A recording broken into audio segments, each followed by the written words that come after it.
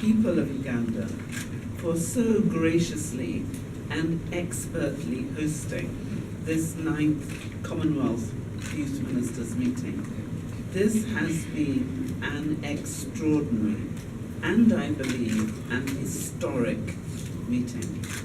We have been welcomed into the very heart of Africa, the pearl of Africa, and the warmth of Uganda has just engulfed everyone.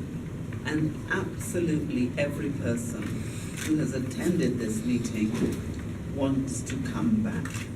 And it was appropriate that we held this 9th meeting to discuss young people here in the beautiful country of Uganda, where 78% of the population is below the age of 30 and 59, below the age of 18. It could not be a better place. And I really want to thank everyone for giving us this unique privilege and say God bless all of those who have welcomed us so warmly.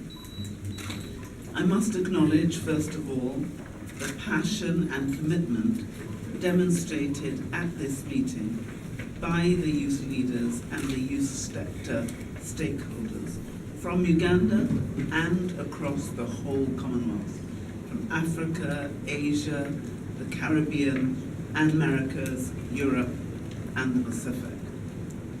I welcome the communiques which have been issued by the youth leaders and the stakeholders in their respective forums. The youth leaders, in their joint statement, made clear that they are ready and able to shape a future they believe in and can truly call theirs, in pursuance of the Agenda 2030 for sustainable development. In fact, as we have seen here, young people are already leading change in their communities and at major intergovernmental conferences. In its 4 years, it's been 4 years since the Commonwealth Youth Ministers met last during their last meeting in Papua New Guinea. And they endorsed a proposal to establish a youth council for more than 1 billion young people in our Commonwealth. The Commonwealth Youth Council was launched with the support of the Commonwealth Secretariat, and we have been privileged to be joined at this meeting by the CYC's second elected chairperson, Kishva. Now, Kishva, you have been an inspiration to young people. You have led them, listened to them, and have been extraordinary. I want to thank you for the work that you've done for young people, not just in Malaysia, but all over our Commonwealth. So thank you very much indeed. But I must also recognize Lillian Abba, who is the chair of Uganda's National Youth Council, for her exceptional leadership. She has shown that leadership in representing the young people of this country at this meeting. But I want to thank her because it was Lillian who suggested that the next meeting had to be here in Uganda. As the Minister has outlined, the Commonwealth governments, together with the youth leaders and the stakeholders, have today committed themselves to resolve the myriad of challenges which young people face, including an absence of meaningful employment opportunities and a lack of access to basic services, including health, education, and finance. And I really want to thank all the ministerial colleagues and others who worked tirelessly for the last 3 days.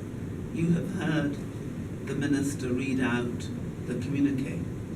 That communique took long hours, early in the morning, late at night, over dinners, but every single bit of it was worth it. And I can't tell you how proud I was of the work that was done by our chair, the minister, but also the Minister of State, who did so much to prepare for this meeting.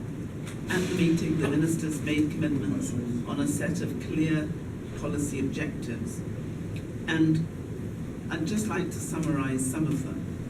They agreed unanimously that young people make a critical contribution to national development. They pledged, as you heard, to redouble their efforts to mobilize adequate financing and resources for youth development. They resolved to take concrete action to empower and address the specific needs of marginalized young people. They committed to improving young people's access to health services. They agreed to support young people's meaningful participation in national decision-making institutions and process through a whole range of procedures. And we have seen real change. And I won't outline all the things that the Minister has just read, but I hope that you will have been noting each and every one of those paragraphs, because each and every one of them have been important. To mainstream our priorities, to adopt youth-sensitive budgeting, to develop policies and strategies to promote social entrepreneurship, emphasizing the importance of the private sector and encouraging the private sector to take steps to address the skills gap. All of that you will find in our communique. But we know that there are many challenges ahead, which we must overcome by working collaboratively and in partnerships. That's governments, young people, stakeholders, and Commonwealth. And there is real reason for optimism. The friendship, the commitment of our Commonwealth family, I believe, is second to none. If we look at the Youth Development Index, a product of the Commonwealth Secretariat, of the 1.8 billion young people in the world, over 1.2 billion are living in countries where youth development has shown some improvement over the last 5 years. Youth development in the Commonwealth countries, in fact, is improving at a higher rate than that for the rest of the whole world. That's an example of the Commonwealth advantage. With the resolve from all the ministers we've seen during these last 3 days, led by your ministers, we so clearly have demonstrated at this week's meeting. I'm confident that we in the Commonwealth can deliver a positive future for our young people if we continue to work together and do so.